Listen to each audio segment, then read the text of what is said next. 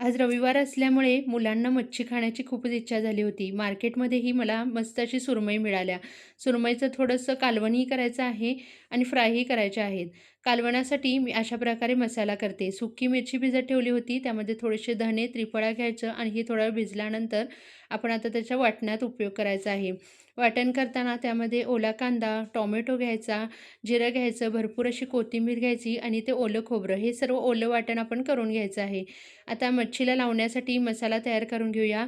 इथे काश्मीरी लाल तिखट 2 ते 3 चमचे घ्यायचं. ह्यामध्ये हळद घ्यायची आणि आपल्याला ह्याचा मसाला तयार करून घ्यायचा आहे. आगळ घ्यायचं, थोडंसं तेल घालून हे मसाला कालवून घ्यायचा. मीठही घेतलं आहे चवीनुसार.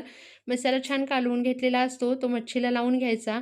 आता इथे कालवणासाठी भरपूर असा ठेचलेला लसूण फोडणीमध्ये टाकायचा. त्यानंतर वाटलेला मसाला घ्यायचा.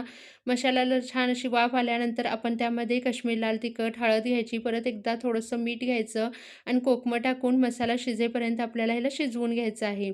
आता मसाला शिजला की लगेचच त्यामध्ये जेवढा आपल्याला कालवणासाठी लागणार आहे, ती मच्छी घ्यायची आणि एका उकळीमध्येच आपला मासा शिजून जातो. चला तर आता इथे फ्राय करण्यासाठी म्हणून मी थोडंसं तांदळाचं पीठ आणि थोडंसं आपला रवा असतो तो एकत्र करून घेतला होता आणि जो मसाला लावलेली मच्छी होती तीही यामध्ये छान अशी अलटी-पलटी करून बुडवून घ्यायची आणि मस्त आता आपण ह्याला अलटी-पलटी करून फ्राय करून घ्यायचं आहे.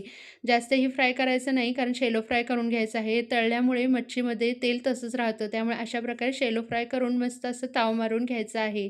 कशी वाटली